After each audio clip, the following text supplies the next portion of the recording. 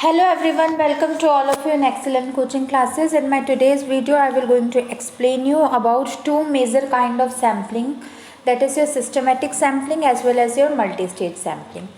As you all know that this is the part of your random sampling methods, and in my previous videos, I have explained you two more kind of random sampling, that is simple random sampling as well as stratified sampling.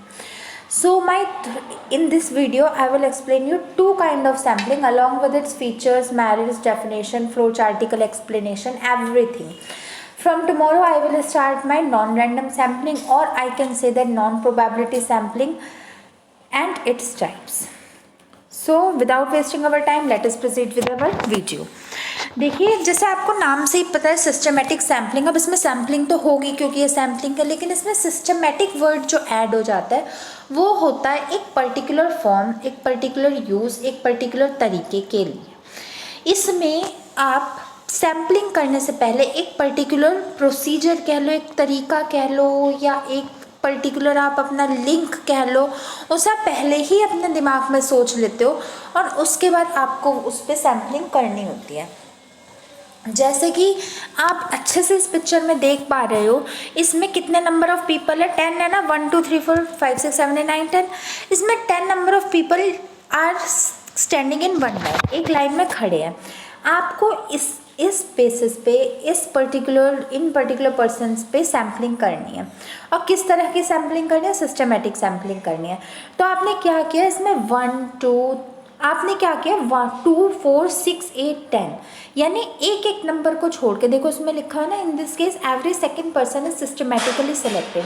आपने एक एक person को छोड़ के choose कर लिया sampling करने के लिए, ठीक है। आप इसे ऐसे भी चूज़ कर सकते हो, जैसे इवन नंबर चल रहे हो तो इवन नंबर में चूज़ कर सकते हो, ये 2 4 6 8 10 इवन नंबर है, या कोई ऐसा ये पर्टिकुलर फिक्स रूल नहीं है कि आपको यही चूज़ करना है। आप 1 3 5 7 9 को भी चूज़ कर सकते हो, 11 13, इस तरीके से आप इसे भी चूज़ कर सकते हो। कहने का मतलब यह है, इसमें सैम्पलिंग करने से पहले आपके दिमाग में एक पर्टिकुलर ऑर्डर होना चाहिए जिस वे में आपको सैम्पलिंग करनी है। कुछ भी करो, लेकिन जो आपने स्टार्टिंग से चूज़ किया आपको वो ही करना होगा। जैसे ऐसा भी हो सकता है आपने 1 के बाद सीधा 4 कर लिया, 2 को छोड़ दिया, 4 के बाद सीधा 7 कर लिया, 5 और 6 को छोड़ दिया, 7 के बाद सीधा 10 को कर लिया, 8 और 9 को चूज़ कर लिया। जो करना है वो करो, बट उसमें सिस्टमेटिक वे होना चाहिए। एक और बात मैं आपको इसमें एक्सप्लेन करती हूँ कि अभी तो आप जैसे यंगर क्लासेस में हो, कॉमर्स तो 11th से ही आती है, तो ये आपके लिए एक फर्स्ट स्टेप है towards your journey. But whenever you will grow and whenever you do any graduation or post graduation, then what will happen, आपकी इन्हीं सैम्पलिंग के फॉर्मूलाज होएगा और आपको इनको निकालना होगा, जिसे हम के एलिमेंट कहते हैं। इन्हें ही आपको निकालना पड़ेगा।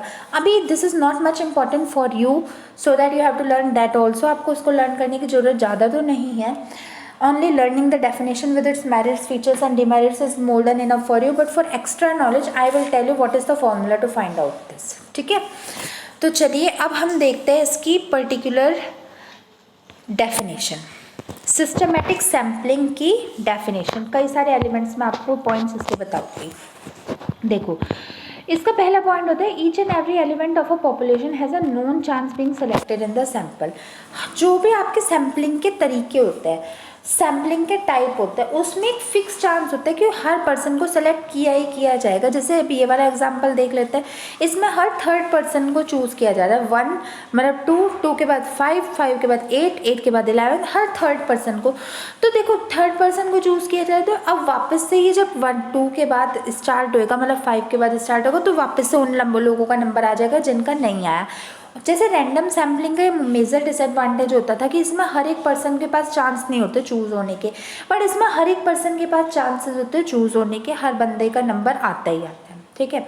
सेकेंड होता था entire population is arrange in a particular order. ये तो बात है ही, अगर आप एक ऑर्डर में खड़े नहीं होगे, एक सिस्टमेटिक लाइन में, एक सिक्वेंस में खड़े नहीं होगा, then how can you able to do the sampling? आप सैम्पलिंग कैसे कर पाओगे? That won't be a possible case.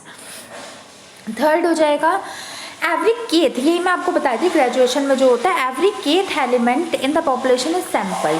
अब इसमें के एलिमेंट का क्या नंबर होता है? मतलब होता है वो नंबर जो आप चूज़ करते हो। देखो मैं आपको इसमें बताती हूँ, जैसे आपका ये वाला एग्जाम्पल है, इसमें आपका ये भी एग्जाम्पल आपका इसी का ही है। इसमें आपका के एलिमेंट चूज होना है, 2 के बाद 5, 5 के बाद 8, 8 के बाद 11। तो इसमें जो के, ये के की वैल्यू क्या होती है, के की वैल्यू हुई पहले 2, फिर के की वैल्यू हुई 5, फिर के की वैल्यू हुई 8, फिर के की वैल्यू होती है 11। What ever number you will choose वो उसकी वैल्यू होती है। इसे आप अपने कॉपी में सारे डायग्राम्स को बनाना, जो भी मैं बोल रही हूँ उन्हें अपनी कॉपी में लिखना जरूर। तो इसमें जो हर के एलिमेंट की वैल्यू होती है वो अरेंज होती है 1 to k, ठीक है।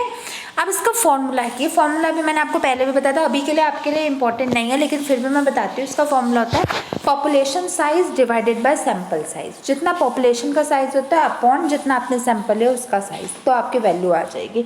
But this is not important for you in this stage, ठीक है। आई होपफुल इसको आपको अच्छे से सिस्टमेटिक सैम्पलिंग क्या होते हैं समझ आ गई होगी। चलिए अब इसके एडवांटेजेस और कर लेते हैं हम डिसएडवांटेजेस। पहला इसका एडवांटेज होता है इसका सैम्पल इजी टू सेलेक्ट। इसमें बहुत इजी होता है सेलेक्ट करने के लिए। जो मैंने अपना पहले मन में सोच लिया, ठान लिया कि मैं इस नंबर से स्टार्ट करूँगी, उसी नंबर से करूँगी। जैसे अगर मैंने सोच लिया कि मैं हर 2 को छोड़ूंगी तो 2 को ही छोड़ूंगी, तो मेरे लिए ये काफ़ी ईजी हो जाएगा सेलेक्ट करने के लिए। सेकेंड होता है suitable sampling frame can be identified easily. इसमें ईजली आपको सैम्पलिंग फ्रेम मिल जाता है। सैम्पलिंग फ्रेम बोले तो इसका मतलब होता है कि जो आपको कंक्लूजन निकालना है आपका वो बहुत जल्दी मिल जाता है, जिसके लिए आपने सैम्पलिंग किया वो आपको बहुत ईजिली मिल जाता है। थर्ड होता है sample evenly spread over entire reference population. यही बात है, मैंने आपको पहले भी बताया था अपने डेफिनेशन में कि हर एक पर्सन के पास चांस होता है सेलेक्ट होने का। अगर हम रैंडम सैम्पलिंग या और सैम्पलिंग की बात करें उसमें एक चांस होता है, आ भी सकता है आपका नंबर या नहीं भी आ सकता, बट इसमें आपका चांस फिक्स होता है, ठीक है।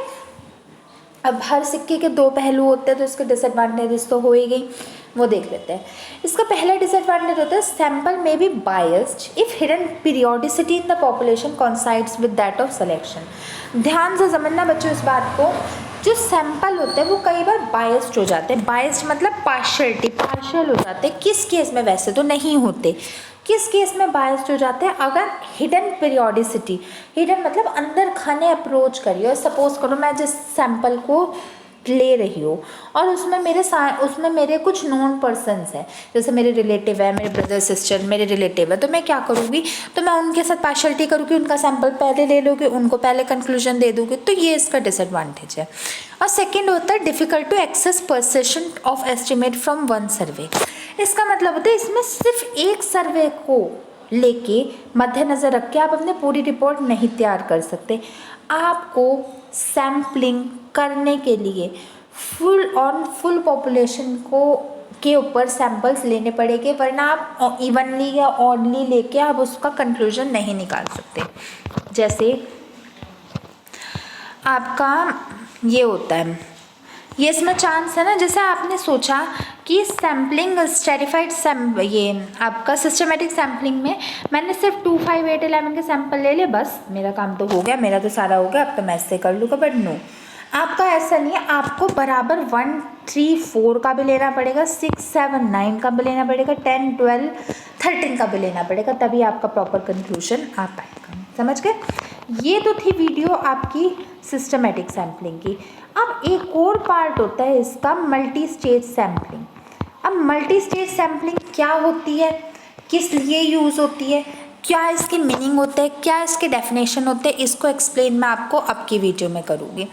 ये ध्यान से सुनना है। ये लास्ट आपके सैम्पलिंग मेथड होता है रैंडम सैम्पलिंग या प्रोबेबिलिटी सैम्पलिंग का, ठीक है। तो let us start our multi stage sampling. हर चीज़ के लिए पहले ये तो जानना ज़रूरी होता है कि उसका मतलब क्या होता है, मीनिंग क्या होता है।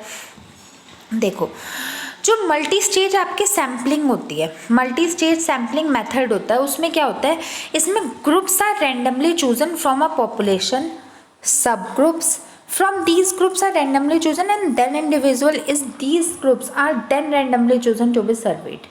पहले क्या होता है, पहले ग्रुप को चूज़ कर लिया जाता है और ग्रुप रैंडमली चूज़ होता है। जब मल्टी स्टेज रैंडम सैम्पलिंग है तो रैंडमली चूज़ कर लिया जाता है।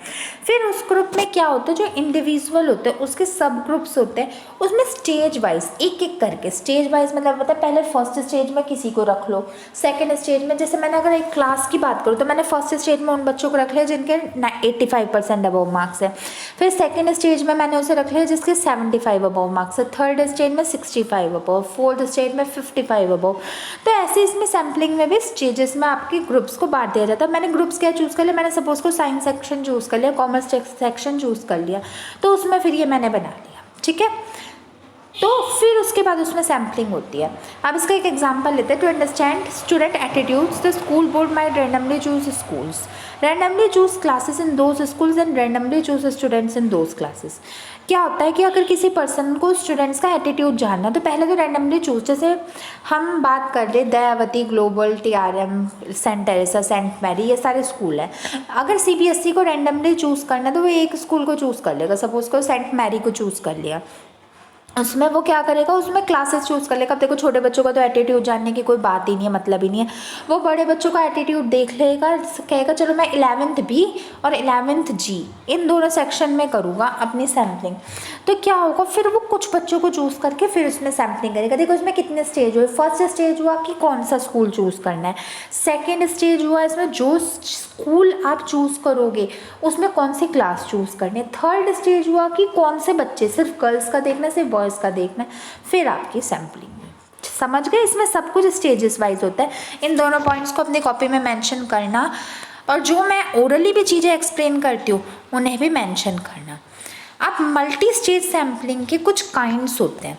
जो मल्टी स्टेज सैम्पलिंग के पहले होते हैं 1 स्टेज सैम्पलिंग, 2 स्टेज सैम्पलिंग और मल्टी स्टेज सैम्पलिंग। 1 स्टेज में पहले स्टेज में आपका काम हो जाता है। पहली स्टेज में कैसे काम हो जाता है आपका, जैसे आप गए और डायरेक्टली आपने ये चूज़ कर लिया भाई मैं तो इस स्कूल से कर रहा हूँ, बस एक कोई से भी बच्चों को बुला के सैम्पलिंग ले ली। फिर है तो मल्टी स्टेज, जो मैंने अभी आपको एग्जाम्पल दिया, कौन सा स्कूल, कौन से क्लास, कौन से बच्चे, ठीक है। फिर थर्ड होता है 2 stage sampling, simple cluster sampling और probability proportionate to size sampling. ये अभी आपके सिलेबस में करंटली नहीं है प्रोबेबिलिटी वाली, तो फिर भी मैं आपको अपनी अगली वीडियोस में क्लस्टर सैम्पलिंग और प्रोबेबिलिटी सैम्पलिंग के बारे में बता दूंगी। तो मल्टी स्टेज सैम्पलिंग के फर्दर इतने पार्ट होते हैं, ये भी अपनी कॉपी में मेंशन करना फ्लो चार्ट बना के, ठीक है। अब हमारा लास्ट काम रह गया है इसके एडवांटेजेस एंड डिसएडवांटेजेस देखना, किसके, मल्टी स्टेज सैम्पलिंग के। मल्टी स्टेज सैम्पलिंग का पहला एडवांटेज होता है an effective strategy because it works on multi randomization. इसमें एक अच्छी सी स्ट्रेटजी होती है, इफेक्टिव स्ट्रेटजी होती है, क्योंकि ये मल्टीपल लोगों के ऊपर या मल्टीपल स्टेजेस में अप्लाई होते हैं, तो इसकी स्ट्रेटजी बहुत अच्छी होती है। Second, accuracy in terms of choosing sample. जो आप सैम्पल चूज़ करते हो वो प्रॉपरली एक्यूरेट होते हैं, बिकॉज अगर आप स्टेजेस वाइज कहते हैं ना एक एक करके कदम रखना चाहिए, तो एक एक करके अगर आप कदम रखोगे तो आपकी ये बहुत ही परफेक्ट सैम्पलिंग होगी, ठीक है। डिसएडवांटेजेस देख लेते हैं। पहला होता है कॉस्टली होता है। अगर आप इतनी स्टेजेस प्रिपेयर करोगे, देखो डायरेक्टली मैंने एक स्टेज में काम कर दिया और डायरेक्टली मैंने एक चीज़ को इतने में बांट दिया, तो कॉस्टली तो होगी। और सेकंड होगी each stage in sampling introduce sampling error, the more stages are the tends to be error are more. वो तो बात है ही, जितने ज़्यादा आपकी स्टेजेस होएगी उतने ज़्यादा आपके एरर्स होएंगे। अगर आपने कोई काम एक स्टेज में कंप्लीट कर दिया तो बात खत्म, एक स्टेज में आपकी सैम्पलिंग हो जाएगी, जितने ज़्यादा होगी। अभी मैं आपको सैम्पलिंग एरर्स भी बताऊँगी, बहुत बड़ा टॉपिक और इम्पॉर्टेंट टॉपिक है। तो कहने का मतलब ये है कि जितनी ज़्यादा स्टेजेस होगी उतनी ज़्यादा आपके सैम्पलिंग के चांसेस गलतियों के बढ़ेंगे, ठीक है। तो स्टूडेंट्स, मैंने आपको सब कुछ एक्सप्लेन कर दिया, systematic sampling, multi stage sampling, उनके मीनिंग, उसके डायग्राम, उसके पिक्चर्स, सब कुछ एक्सप्लेन कर दिया। आई होपफुली सो आपको ये समझ भी आ गया होगा। चलिए, आप इस दोनों सैम्पलिंग को अपनी कॉपी में अच्छे से मेंशन करना है। ये दोनों ही सैम्पलिंग्स बहुत इंपॉर्टेंट है। आज मेरी रैंडम सैम्पलिंग ख़त्म होती है। If you have any doubt regarding any topic then please let me know, मुझे बता देना अगर कोई भी डाउट हो तो। Now I will meet you in my next video very very soon. Till then good bye and stay tuned and thank you so very much for watching my video.